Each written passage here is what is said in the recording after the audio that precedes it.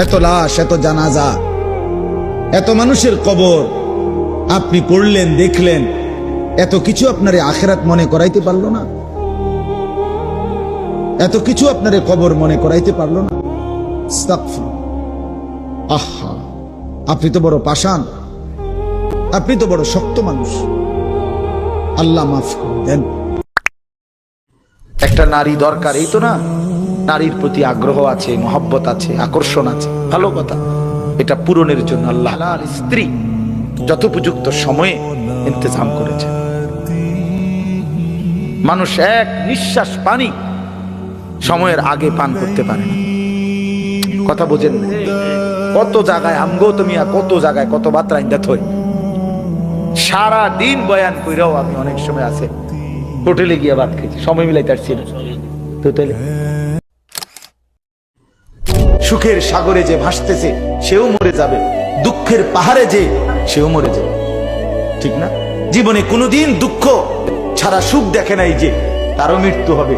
জীবনে কোনোদিন এক সেকেন্ডের জন্য যার কোনো দুঃখ নাই সেও মরে যাবে, মরে যাবে। এই হাসিও স্থায়ী না, এই কান্নাও, কথা বলেন না, দুনিয়ার হাসি স্থায়ী, দুনিয়ার কান্না স্থায়ী, কোনোটাই স্থায়ী না। তোমার যৌবন স্থায়ী, কথা বলেন না কেন? না বন্ধু, না, মৃত্যু থামাই দিবে। তুমি মা বাপ, আত্মীয় স্বজন, ভাই বন্ধু, পাড়া পড়োশি, ফ্রেন্ড, বন্ধু, ধোকা ধোকা, এরা কেউ শেষ পর্যন্ত থাকবে না। তুমি আমি একাই, তুমি একাই। হয় তোমার বাবা আগে কবরে যাবে, অথবা তুমিও আগে কবরে যেতে পারো, দেখা হবে না। তোমার কবর তুমি একাই, তোমার একাই ফেরেশতার মুখোমুখি হইতে হবে, একাই হাসরের ময়দানে দাঁড়াইতে হবে। নওজোয়ান, তোমার মতো বয়সীও তো কত মানুষ কবরে আছে, আছে না? সে মরলো কেন ভাইয়া? বেকুব দেখে না? তুমি চালাক দেখে মরো না? না, সে বুঝে নাই দেখে মরে গেছে নাকি? তো মালিক দয়া করেছে বলেই তো আমি আর আপনি এখনো বেঁচে আছি। মালিকের সিদ্ধান্তের এক সেকেন্ড আর পৃথিবীতে আল্লাহর ফয়সালা চলে আসলে, মালাকুল মউত চলে আসলে, এরপর এক সেকেন্ড থাকার সুযোগ মিলবে তো? আমি অনুরোধ করছি বাপ, নওজোয়ান, তোমাদেরকে এই বন্ধু বললাম, তোমরা যারা সকাল থেকে রাত 2টা 3টা পর্যন্ত মোবাইলে উলঙ্গ ছবি দেখো, নর্তকীর নাচ দেখো, সারা পৃথিবীর নারীর ছবি দেখো, অচিরেই বিশ্বাস করো পবিত্র নারী পেতে তোমার জন্য কষ্ট হবে।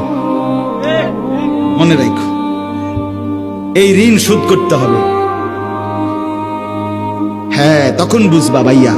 এমনি মানুষের বেডি সাউন্ড আর ঘরের বেডি যদি অসৎ হয়, তখন টের পাইবা দুনিয়া কারে কয় আর জাহান্নাম কারে কয়। কবরের কথা তাইলে আর মনে পড়বে না, আল্লাহর স্মরণ তাইলে আর আসবে না, গুনাহ আর ছাড়বা না তাইলে। বলে আল্লাহ জিজ্ঞেস করছে,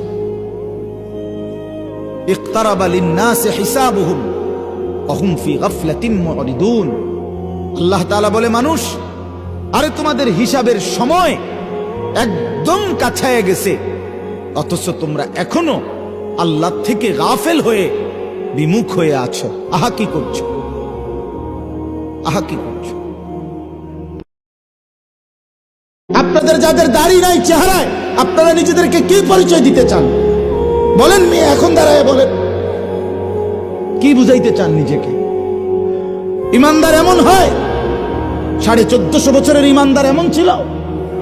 আপনি আপনার কি বুঝাইলেন? আমার নাম আনিসুর রহমান, আমি চ্যালেঞ্জ করলাম, আপনার যেই ছেলে ফজরের নামাজ পড়ে না, মেয়ে ফজরের নামাজ পড়ে না, এ ভদ্র না, ভদ্র নয়, ভদ্র নয়, অসভ্য, অসভ্য, অসভ্য। গভীর রাতে আইসো বান্দা, চোখের এক ফোঁটা পানি দিও আমারে, আমি পুরা ধুয়ে মুছে সাফ করে দেব। এক ফোঁটা পানি দিয়ে 90 বছর মাফ করে দেব। সাগর পানি লাগবে না, মোটরের পানি লাগবে না, এক ফোঁটা চোখের পানি অনুতপ্ত লজ্জিত হয়ে এক ফোঁটা পানি দিও আমারে, আমি এক ফোঁটা পানি দিয়ে জিন্দেগির গুনাহ সাফ